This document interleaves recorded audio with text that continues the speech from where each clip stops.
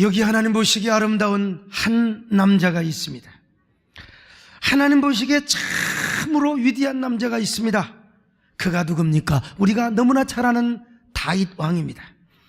무엇이 그토록 하나님 보시기에 위대하고 아름다운 모습으로 보였을까요? 바로 그것은 잃어버린 법궤를 위해서 노심초사하는 다윗 왕의 모습 때문이었습니다. 그는 사울 왕이 죽고 유다 왕이 되자마자 맨 먼저 하고 싶었던 것이 하나 있는데 여호와의 잃어버린 법궤를 찾아오는 것이었습니다. 당시 하나님의 법궤는 모든 이스라엘 백성들에게 잊혀진 상태나 다름이 없었습니다.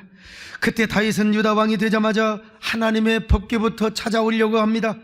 아니, 그는 유다 왕이 되기 전부터 하나님 앞에 맹세하고 서원했던 것이 있습니다. 자신이 왕이 되면 지금 이스라엘에 아예 방치된 것이나 다름이 없는 저 하나님의 언약궤부터 찾아오겠다고 말이죠. 아무리 왕이 된다 할지라도 언약궤를 찾기까지는 나는 절대로 내가 장막에 들어가지도 않겠습니다. 나는 침상 위에 올라가지도 않겠습니다. 나는 눈을 감고 절대로 내가 잠도 들지 않겠습니다. 그는 편안히 눈을 감고 잠도 자지 않겠다고, 하나님의 언약궤를 찾기 전까지는 자기는 편안하게 살지 않겠다고 이렇게 지금 서원을 하고 있습니다. 시편 132편 2절로 5절을 봅니다. 시작. 그가 여호와께 맹세하며 야곱의 전능자에게 서원하기를 내가 내 장막집에 들어가지 아니하며 내 침상에 오르지 아니하며 내 눈으로 잠들게 하지 아니하며 내 눈꺼풀로 졸게 하지 아니하기를 여호와의 처소 곧 야곱의 전능자의 성막을 발견하기까지 하리라 하였나이다. 여러분, 얼마나 감동적인 모습입니까? 사람이 정권을 잡으면 그 정권을 어떻게 유지하고 그 정권을 어떻게 확대할 것인가, 이게 정치인의 마음입니다. 국회의원 한 번 되고 싶으면 두 번 하고 싶은 것이고, 대통령이 되고 보면 여러분 권력을 강화시키고, 아예 옛날에 왕이 되었으면 더 그렇지 않겠습니까? 여러분, 그러나 다윗은 관심이 거기에 있는 것이 아니었어요. 그는 하나님을 전심으로 사랑했습니다. 그래서 내가 왕의 권력을 다지는 것보다 중요한 게 하나님이 기뻐하는 바를 내가 어떻게 하면 내가 잘 맞춰드릴 것인가. 그는 하나님을 향한 의협심으로 가득했던 사람입니다. 당시 하나님의 언약궤에 대해서는 어느 누구도 관심이 없었어요. 블레셋에서 하나님의 언약궤가 돌아와 기리앗 여아림에 안치된 지가 수많은 세월이 지났음에도 불구하고 어느 누구도 하나님의 언약궤를 모셔올 생각조차도 안 했다, 이 말이에요. 그때까지 하나님의 언약궤는 이스라엘 백성들에게 이제 거반 잊혀져 가고 있었다는 거죠. 성경을 향한 저의 의문과 그리고 질문이 하나 있습니다. 그것은 뭐냐? 그토록 하나님을 사랑했던 사무엘 선지자는 왜 하나님의 언약궤에 대해서 별로 관심이 없었을까? 사무엘 때 보면은요, 온 이스라엘 백성들이 언약궤를 사모했다고 분명히 기록하고 있는데, 사무엘상 7장 2절입니다. 시작. 궤가 기럇 여아림에 들어간 날부터 20년 동안 오래 있은지라 이스라엘 온 족속이 여호와를 사모하니라. 사무엘이 사사로 통치하고 있을 때 벌써 20년 동안 기럇 여아림에 하나님의 언약궤가 안치되어 있었다, 이 말이에요. 그때까지 온 이스라엘 백성들은 하나님의 언약궤를 사모하고 있었다는 것입니다. 그런데 사무엘은 하나님의 법궤를 모셔오는 일에 관심이 없었어요. 아니, 자기 고향이나 실로나 노비라고 하는 곳에 언약궤를 모셔 성막이 있는 곳에 모셔야 할 텐데 기럇 여아림이라고 하는 숲속에다가 방치를 해 두었느냐 이거요? 그것도 하나님을 사랑하는 사무엘 선지자가. 이것이 저의 의문입니다. 어떤 책을 봐도 나와 있지가 않아. 누구도 지금 대답을 해주지를 못한다. 그런데 사무엘과 사울의 통치 기간을 지나서 다윗 왕의 법궤를 모셔올 때까지 적어도 70년 동안이나 법궤는 방치되어 있었습니다. 그동안 어느 누구 하나도 하나님의 법궤를 모셔올 생각도 없었습니다. 안중에도 없어요. 그러니까 이스라엘 백성들의 머릿속에 하나님의 법궤가 잊혀질 수밖에요. 잃어버린 법궤라고 말할 수밖에 없어요. 그러나 여러분, 누가 나타나느냐? 다윗이가 나타나요.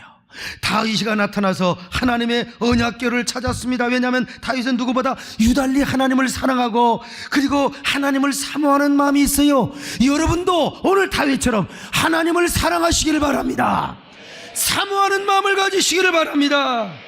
언약궤는 하나님의 임재뿐만 아니라 하나님의 자신을 상징했지 않습니까? 그래서 하나님을 사모하고 사랑하는 마음으로 다윗은 언약궤를 찾았습니다. 그렇게 하나님을 사모하는 마음으로 그는 언약궤를 찾습니다. 오죽하면 그는 하나님을 얼마나 사모했느냐. 저 광야에서 쫓겨다닐 때 하나님이여, 저 목마른 사슴이 시냇물을 찾기에 갈급한같이 내 영혼이 그렇게 주를 찾기에 갈급한다고 고백합니다. 저 시편 42편 1절로 2절을 같이 봅니다. 시작. 하나님이여, 사슴이 시냇물을 찾기에 갈급함같이 내 영혼이 주를 찾기에 갈급하니 내 영혼이 하나님과 살아계신 하나님을 갈망하나니 내가 어느 때에 나가서 하나님의 얼굴을 배울까. 여러분, 얼마나 하나님을 사랑했으면 자신을 목마른 사슴에 비유를 합니다. 여기 목마른 사슴은요, 히브리 원문을 보면 암사슴입니다. 새끼 뺀 암사슴. 암사슴이 새끼를 빼면 얼마나 목이 마르는지 아세요? 주로 암사슴은 4월달에서 5월달에 이스라엘의 건기 때에 새끼를 뺀다고 합니다. 얼마나 목이 마르겠습니까? 비는 안 오지요. 웅덩이 물이 고여있는데 맹수들이 대부분 숨어있다 이 말이죠. 그러니까 함부로 물도 마시러 가지 못한다 이 말이요. 얼마나 목이 몰라. 그런데 그런 암사슴이 물을 사모하는 것처럼 다윗도 하나님을 사모했습니다. 아마 그런 마음으로 하나님 앞에 법궤를 찾아 다윗이 나섰다는 것입니다. 오늘 여러분, 이런 사모하는 마음을 우리에게도 허락하여 주시옵소서. 다윗 왕의 사모하는 마음을 우리에게도 허락하여 주시옵소서. 그런가 하면 다윗은 하나님을 향한 거룩한 의협심 때문에 언약궤를 찾고 싶었습니다. 세상에 하나님의 언약궤가 백성들의 머릿속에서 잊혀져 가고 있다니, 그리고 백성들이 지금 언약궤가 어디가 있는지도 모르고 있다니, 아이고, 다윗은 그것을 생각해 보니까 거룩한 의협심이 생기고 질투심이 생겼던 것입니다. 그래서 다짐을 했어요. 하나님, 제가 왕이 되면요, 언약궤부터 모셔오겠습니다. 나는 언약궤를 존귀하고 너무나 영광스럽게 제가 안치하고 모셔드리겠습니다. 그러나 그때는 다윗 왕이 쫓겨다니는 때요. 그때는요, 사울에게 아직은 왕이 안 됐어요. 언약궤가 도대체 구체적으로 어디가 있는지를 몰라요. 어디에 안치되어 있는지도 몰라요. 그럼에도 불구하고 언약궤를 사모합니다, 다윗은요. 그래서 자기가 왕이 되면 먼저 하나님의 언약궤를 찾아오고 하나님의 언약궤를 내가 잘 모시하겠다고 서원하고 맹세하고 다짐을 했던 것입니다. 얼마나 다윗이가 참 하나님을 사랑하고 의협심이 가득한 사람이요. 오늘 우리도 하나님을 향한 저 비느하스와 같은 다윗 왕과 같은 의협심과 거룩한 질투심이 있기를 바랍니다. 누가 막 하나님을 욕하고 복음을 욕하고 예수에 대해서 안티 소리를 하면 막 여러분 속에서 거룩한 울분이 튀쳐나오시기를 바랍니다. 여러분, 다윗이가 이런 마음이 있었어요. 뿐만 아니라 그는 또 다른 차원에서 언약궤를 사모하고 찾았습니다. 하나님의 언약궤는 하나님 자신뿐만 아니라 하나님의 임재와 통치를 상징했잖아요. 그러니까 언약궤를 모셔옴으로써 하나님의 이스라엘의 진정한 왕이 되기를 원합니다. 하나님의 왕적인 통치, 신정주의적 신앙, 로드십의 신앙을 가지고 하나님의 언약궤를 모셔오려고 했다 이 말이에요. 엄밀한 의미에서 자신은 왕이 아니라는 거요, 자신은 하나님의 왕적인 대리자요, 통치의 대리자에 불과하다는 거요. 그러니까 하나님이 없이는 자는 정치를 못하겠다는 거예요. 하나님이 있어야 왕노릇을 하겠다는 겁니다. 마치 하나님 없으면 나는 목회 못합니다. 여기 소목사가 하나님 없으면 저는 절대로 세den교를 섬길 수 없습니다. 이런 고백이나 똑같은 거지요. 하나님은 하나님이 왕이 되셔야 됩니다. 하나님이 이스라엘의 왕이 되셔야 됩니다. 그래야 이스라엘이라고 하는 나라가 시온이 될 수 있고, 이스라엘이라는 나라가 신정주의 통치 하나님의 나라가 될 수 있습니다. 이야, 멋있어요. 진짜 멋있는 왕입니다. 오늘 우리도 다윗과 같은 마음과 신앙을 소유했으면 좋겠어요. 이 시대에 여러분, 구약적으로 표현하면요, 하나님의 법궤의 영광이 잊혀져 가고 묻혀져 가고 있는 시대입니다. 하나님의 성호와 영광이 땅에 떨어지고 주님의 복음과 교회의 존엄성이 안중에도 없는 시대입니다. 교인들이 교회를 긁어대요. 교인들이 목사를 쓰러뜨립니다. 구약적 표현으로 말하면은 하나님의 이름과 언약궤의 영광이 방치되어 있는 모습이라고 할 수 있어요. 주님의 복음과 교회의 존엄성이 안중에도 없는 이런 시대. 오늘 다윗과 같은 사람이 필요한데, 오늘 여러분, 제가 오늘 이 시대에 다윗이 될 수 있기를 주님의 이름으로 축원합니다. 그래서 오늘 우리도 다윗처럼요, 잃어버린 법궤를 찾아 나서야 됩니다. 잃어버리고 세상이 묻혀져가는 저 하나님의 영광을 다시 찾고 세우고 회복시키는 일을 우리가 앞장서야 한다 이 말입니다. 그러기 위해서는 여러분, 우리 모두가 하나님을 향한 애틋한 사랑이 있어야 돼요. 그저 감성적인 센티한 게 아니라 애틋하고 간절한 사랑이요, 중심의 사랑이 있어야 돼요.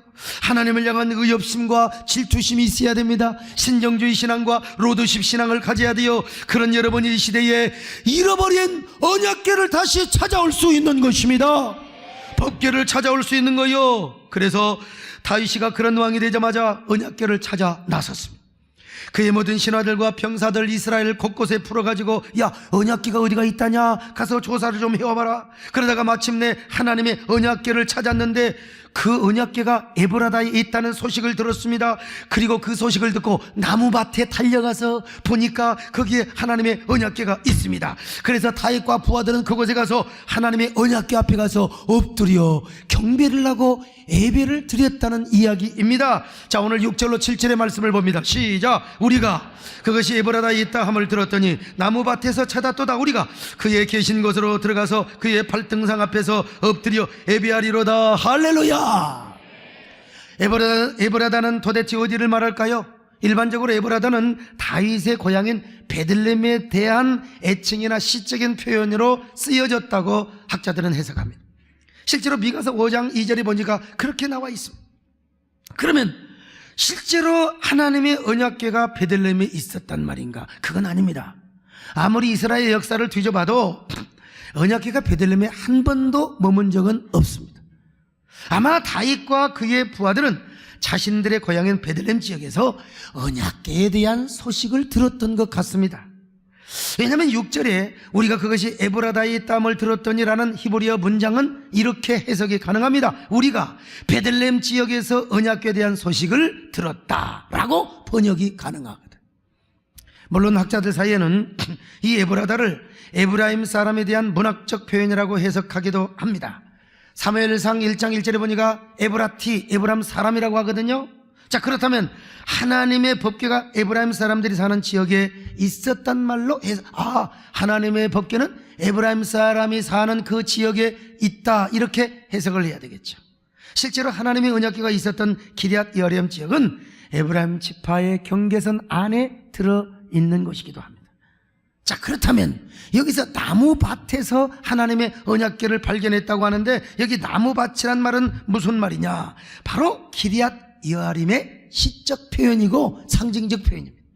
하나님의 언약궤가 있었던 기럇 여아림에 대한 또 다른 지칭이요. 왜냐하면 바로 기럇 여아림이라고 하는 것은 옛날에도 그렇고 지금도 숲이 아주 울창한 곳입니다. 이 나무밭에 대한 이야기는 다음 시간에 구체적으로 말씀을 드리겠습니다만, 아무튼 이스라엘의 그 고산 숭배 사상과 연결된 하나의 신적인 장소였습니다. 따라서 에브라다와 나무밭을 이렇게 정리할 수 있습니다. 다윗은 베들레헴에서 언약궤 소식을 들었는데 법궤가 에브라임 지파 경계에 있는 기럇 여아림에 있다고 하는 소식을 들었다는 것입니다. 그리고 하나님의 법궤를 나무 숲속, 즉 기럇 여아림이라고 하는 장소에 가서 찾았다는 것입니다. 그리고 그 숲속에서 언약궤를 찾은 후에 그는 엎드려 하나님을 경배하고 노래하며 찬양하고 예배하였다는 이야기죠. 이해가 되시면 아멘합니다. 수준 높은 이야기를 저를 통해서 아주 하나님이 쉽게 말씀하고 있습니다. 그런데 언약궤가 기럇 여아림이라고 하는 숲속에 있다는 소식을 듣고 언약궤를 찾으러 갈 때 다윗이 얼마나 행복하고 기뻤겠느냐 하는 거예요. 얼마나 가슴이 설레이고 여러분 흥분을 했겠습니까? 왕이 되기 전부터 그토록 사모하고 모시고 싶었던 언약궤를 찾으러 가고 있으니, 아니 여러분, 하나님 제가 왕이 되면요 언약궤부터 찾겠습니다, 이렇게 서원을 하고 왕이 되어서 언약궤를 찾으러 갔을 때 얼마나 감격 사무침이 넘쳤겠느냐 이거예요. 그때 다윗은 자기만 간 게 아닙니다. 신하만 데리고 간 게 아니에요. 레위인을 대동하고 제사장을 데리고 갔습니다. 왜냐? 거기서 하나님께 제사를 드리려면 어차피 자기 혼자 안 돼. 레위인이 있어야 되고 거기서 제사장이 있어야 될 거 아니겠습니까? 아마 다윗은 제사장과 레위인을 데리고 가면서 노래를 부르며 갔을 것입니다. 제사장과 레위인과 함께 찬양을 불렀을 거요, 춤을 추며 손뼉을 치며 하나님 마침내 저희가 잃어버린 법궤를 찾아 찾아가고 있습니다. 제가 옛날 서원했는데 하나님이여, 이제 하나님의 은혜로 방치되어 있던 영광스러운 법궤를 찾아 달려가고 있습니다. 그러니 하나님 행복합니다. 하나님 감사합니다. 잃어버린 법궤를 찾아 돌아와 주님의 약속을 기억하라. 잃어버린 법궤를 찾아 달려가 주님의 약속을 기억하라. 잃어버린 법궤를 찾아 달려가 주님의 은혜를 기억하라. 잃어버린 법궤를 찾아 달려가 흐려진 소망을 밝히라. 너의 사모함을 주께 가져 너의 모든 삶을 주께 넘치네. 너의 간절함을 주께 가져 주의 강한 손을 일으키라. 잃어버린 법궤를 찾아서, 잃어버린 소망을 찾아서, 잃어버린 은혜를 찾아서, 잃어버린 약속을 찾았어.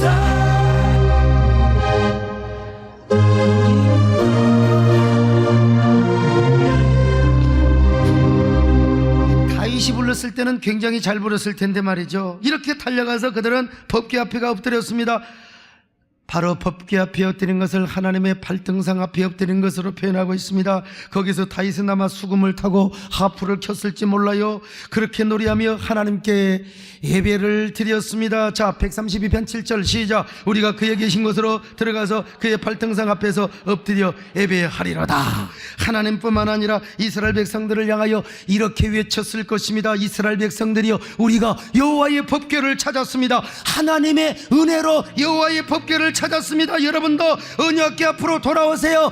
여러분의 사모함을 가지고 돌아오세요. 그런데 다윗이 이렇게 언약궤를 찾았음에도 불구하고 당장 하나님의 언약궤를 모셔오지를 못합니다. 그것 또한 참 그렇게 간절한 소망을 이루었는데 하나님의 언약궤를 당분간 기럇 여아림에 거기다 그냥 둬야 돼요. 왜 그랬을까요? 다윗이 유다 왕이 되자마자 하나님의 언약궤를 모셔올 때가 아직은 없습니다. 다윗은 유다 왕이 된 후 7년 6개월 만에 전체적인 이스라엘 왕이 되거든요. 7년 6개월 동안 다윗이 왕이 되긴 됐지만 유다 지역의 왕만 돼요. 유다 지파만 다스려. 대한민국의 대통령이 된다 한들 경기도만 다스리고 있다 이 말이에요. 그러니까 7년 6개월 동안 유다 왕 노릇을 하면서 하나님의 언약궤를 어디다가 지금 안치할 것이 없다 이 말입니다. 그래서 이스라엘 왕이 되고 나서부터 이제 하나님의 언약궤를 모셔와야 되거든요.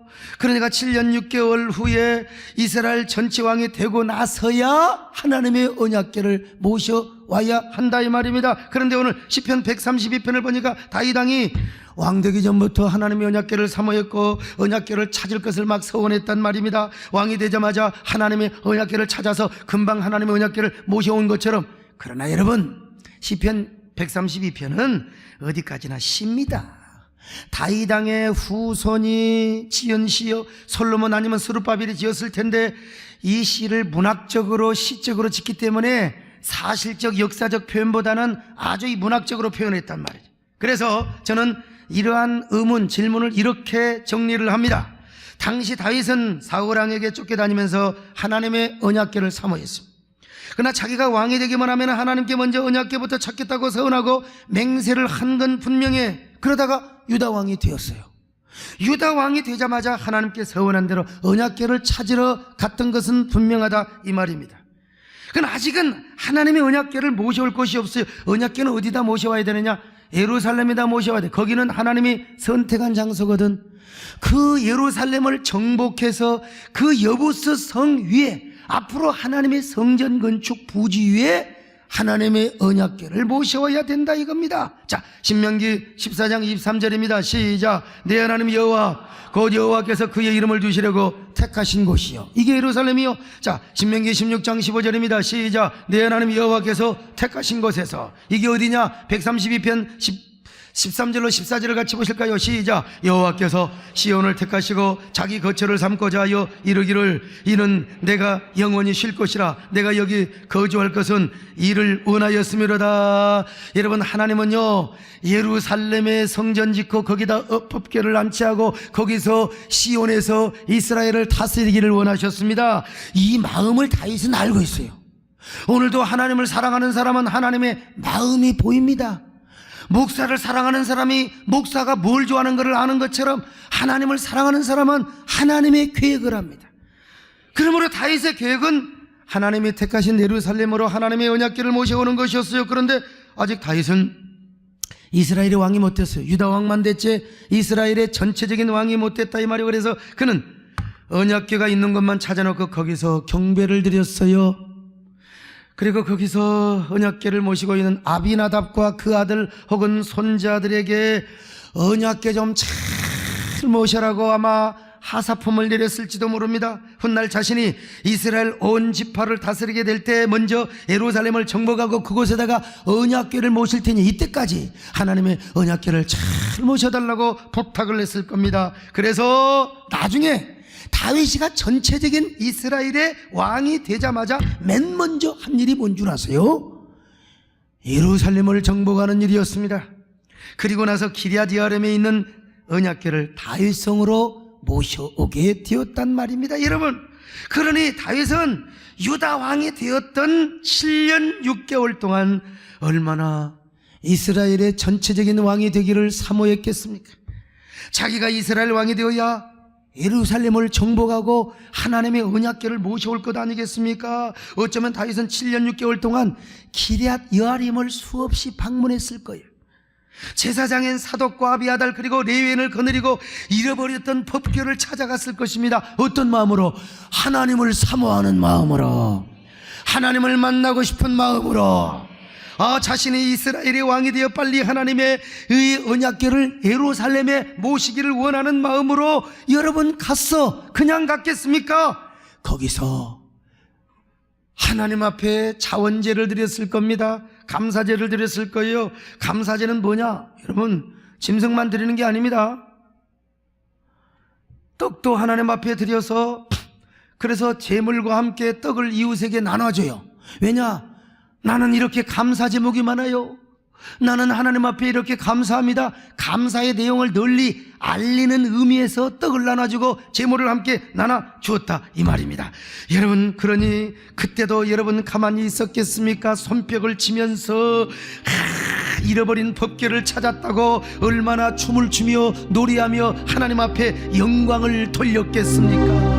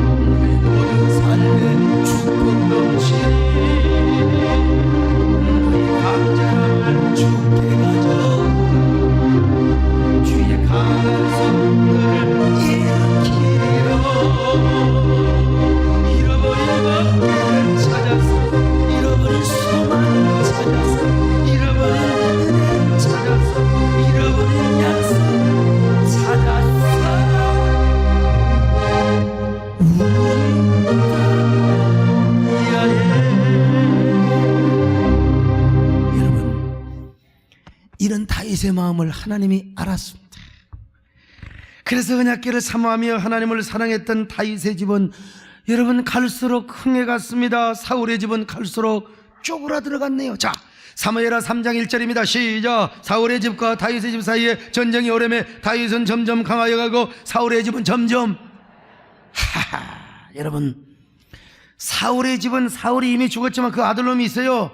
그래서 사울의 군대 장관인 아브넬이 사울의 아들을 이스라엘의 왕으로 세웠어요. 그러니까 다윗의 집과 사울의 집이 안 싸울 수가 없어요. 그런데 그때 하나님께서 사울의 집은 쇠하여 가게 해주시고 다윗의 집은 강성하게 해주셨다 이 말이요. 올 한 해 여러분의 집이 승하시기를 바랍니다.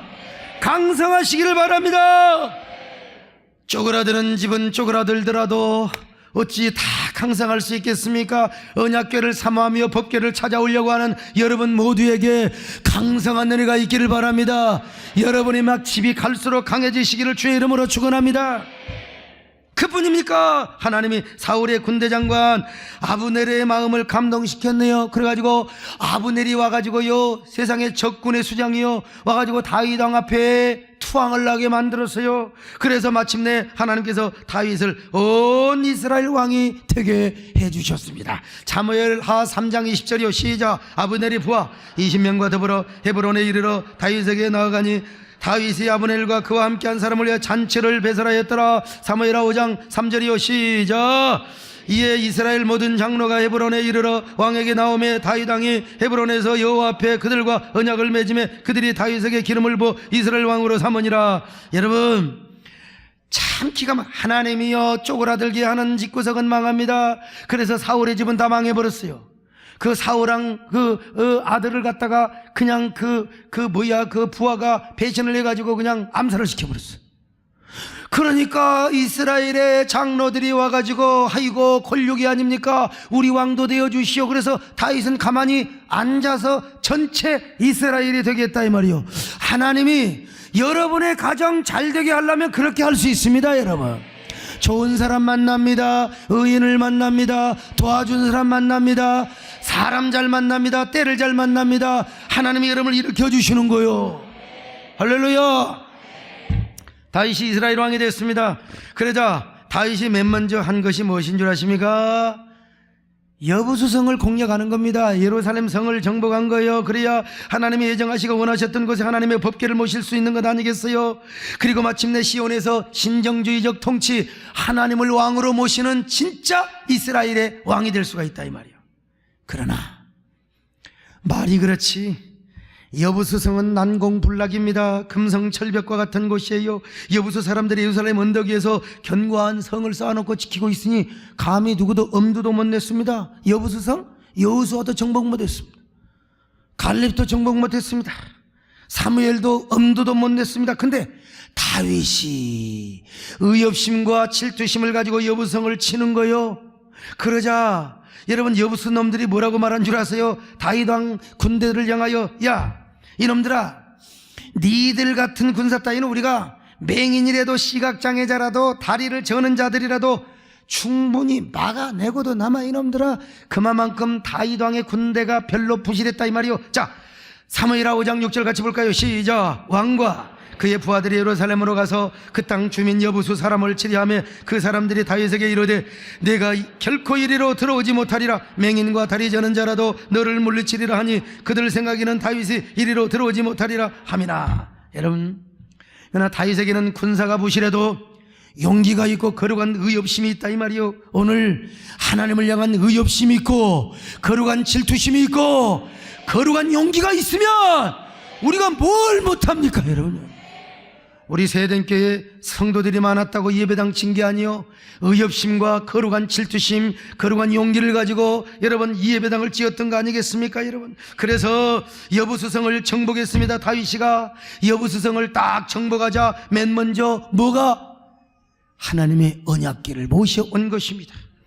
다윗은 하나님의 언약궤를 모시기 위하여 창정 3만 명을 뽑았습니다. 3만 명을 통솔했단 말은 뭔 말이냐? 언약궤의 행진을 화려하고 멋있게 하려고요. 다윗 왕이 하나님의 언약궤 모든 이스라엘 백성들이 말이요 다 잊혀져가고 방치되어 버리고 언약궤를 무시하게 생각했던 사람들을 향하여 야 이놈 사람들아 봐라, 언약궤는 이렇게 위대하다, 여호와는 위대하다, 여호와는 웅대하시다, 이걸 보여주려고 말이요. 그리고 막 악기를 동원했어 말이요. 막 기타도 동원하면서 말이죠. 그날은 다윗의 생애에 있어서 가장 아름다운 날이요, 최고의 날입니다. 내 생애 최고의 날이요, 지금까지 살아온 인생 가운데 이런 영광스러운 날이 어디가 있느냐 이 말이요. 이 날은 얼마나 고대했는데 다윗이가 그 옛날 하나님의 언약궤를 찾기까지 그는 자신의 장막에도 안 들어간다고 그랬어요. 눈꺼풀도 쉬지 않게 한다고 그랬어요. 침상에도 안 올라간다고 했어요. 그런데 세상에 그 언약궤를 찾느라 얼마나 가슴 조이고 이 언약궤를 모셔오느라 세상에 아마 거즘 10년 걸렸단 말이요. 그런데 그 언약궤를 예루살렘으로 모셔오니까 얼마나 기쁘겠느냐 이거요. 여러분, 다윗 왕의 마음이 여러분에게 전달되시기를 바랍니다. 그 마음이 느껴지시기를 바랍니다. 이 언약궤를 차지하고 모시는 성소권, 세상에 에브라임 지파가 발로 차버렸잖아요. 그걸 다윗 유다 지파가 뺏어오는 겁니다. 여러분, 그 언약궤를 유다 지파가 뺏어오는데 그것도 누가? 유다 지파 중에서 가장 똘똘하고 잘난 놈, 또라이, 거룩한 또라이 누구요? 다윗이가 다 모셔온다 이 말이요. 그러니 다윗에게 얼마나 영광스러운 날입니까? 그날이 얼마나 기쁘고 감격스러운 날입니까? 생각하면 얼마나 축복이요. 이런 영광이 어디가 있느냐 이거요. 오 하나님, 웬일입니까? 웬 축복입니까? 웬 영광입니까? 세상에 잃어버린 법궤를 제가 찾아오다니요, 잊혀져가는 하나님의 영광의 법궤를 제가 찾아오다니요, 너무나 감사합니다. 에브라임 지파가 우습게 여겨 발로 차버렸다. 이걸 이해하려면 제가 쓴 성소권이라는 책을 봐야 되는데, 한마디로 제가 얘기합니다. 에브라임 지파가 빼앗겨버린 저 언약궤 영광을 모셔오다니, 이보다 영광스러운 축복이 어디가 있단 말이에요. 그래서 다윗이는 춤을 추며 마음껏 풍악을 울리며 악기를 연주했다 이 말이요. 자, 사무엘하 6장 5절 같이 봅니다. 시작. 다윗과 잣나무로 만든 여러 가지 악기와 수금과 비파와 소고와 양금과 재금으로 여호와 앞에 연주하더라. 가슴 뭉클해요. 주여, 다윗의 마음 우리에게 전달되게 하여 주옵소서. 오늘 우리도 이런 다윗이 되시기를 주의 이름으로 축원합니다. 이 시대에 다윗이 되어서 우리도 잃어버린 법궤를 찾을 수 있기를 바랍니다. 잃어버린 언약궤를 모셔올 수 있기를 바랍니다. 오늘 이 시대에 잃어버린 언약궤를 모셔온단 말이 도대체 어떤 말이냐, 무슨 말이냐, 여러 가지로 설명할 수 있고 적용할 수 있습니다. 그것은 먼저 우리가 잃어버린 하나님의 은혜를 찾아오란 말입니다. 하나님의 말씀과 성령의 은혜를 회복하라는 말입니다. 여러분, 은혜를 회복하시기를 바랍니다. 처음 사랑과 열정을 회복하시기를 바랍니다. 뿐만 아니라 강탈당한 사명의 축복을 찾아라는 의미도 있습니다. 하나님의 은혜와 임재가 임하는 몸된 교회와 예배를 사모하라는 의무도 있습니다. 또한 하나님을 왕으로 모시는 로도십 신앙과 신정주의 신앙을 회복하라는 의미도 있단 말입니다. 그러나 여러분, 이보다 더 중요한 의미가 있습니다. 더 높은 차원의 의미가 있어요. 그것이 뭐냐? 오늘날 우리의 잘못으로 인하여 땅에 떨어진 하나님의 영광을 회복하라. 오늘날 우리의 잘못으로 인하여 얼마나 하나님의 영광이 땅에 떨어지고 있습니까? 얼마나 하나님의 영광이 실추되고 있느냐 이 말이에요. 하나님의 영광과 복음의 광채가 흐려져 가고 있네. 교회의 존엄성과 영광성 그리고 거룩성이 얼마나 땅에 떨어지고 있어요. 교회가 동네북이 돼. 이걸 회복하라 이 말입니다. 여러분, 이걸 회복하기 위해서 우리가 거룩한 의협심을 가져야 합니다. 거룩한 질투심을 가져야 합니다. 하나님의 영광을 회복해야 됩니다. 하나님의 이름이 땅에 떨어지는 모습을 볼 때는 우리 마음에 분노심이 치밀어 올라야 돼요. 우리가 더 거룩하게 살아야 돼요. 그래서 우리가 하나님의 영광과 교회의 존엄성, 거룩성을 우리가 회복해 가야 된다 이 말이에요. 그러므로 우리 모두 땅에 떨어지고 있는 하나님의 영광을 회복하는 이 시대의 다윗이 되시기를 바랍니다. 실추되고 있는 복음의 이 능력을 다시 높일 수 있기를 바랍니다. 거룩한 질투심과 의협심을 가지고 다시 거룩한 교회의 이미지와 존엄성을 세워나가는 저와 여러분이 되시기를 주님의 이름으로 축원합니다. 교회를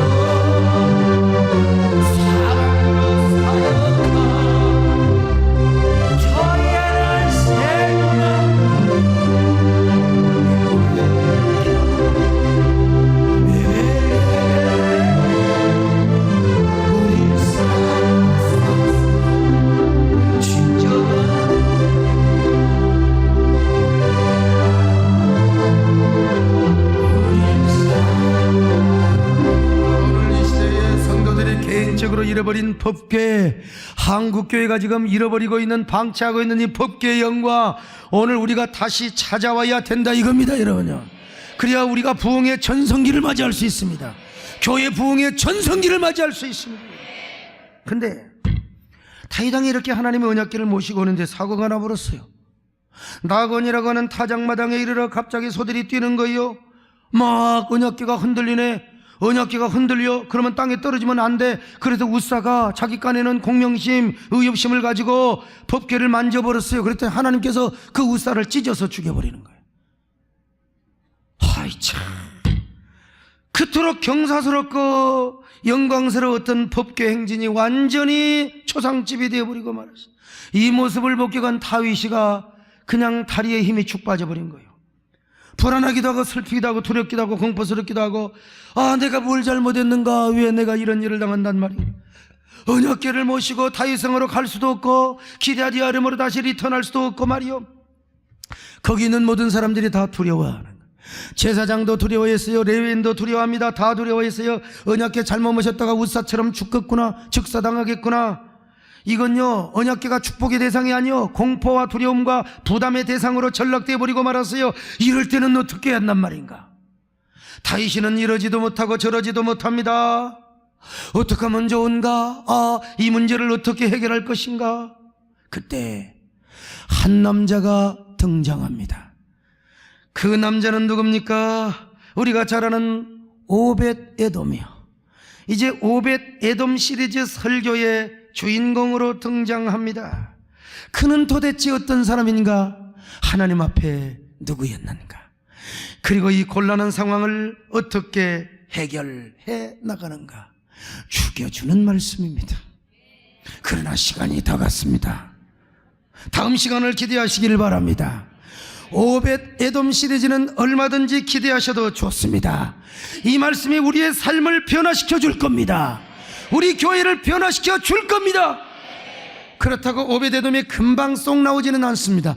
오벳 에돔 그 사나이, 과연 그는 어떤 사람이고 하나님 앞에 어떤 은혜를 입고, 그리고 당시대에 얼마나 위대한 법궤의 영광을 드러냈던가 기대하는 여러분 되시기를 바랍니다.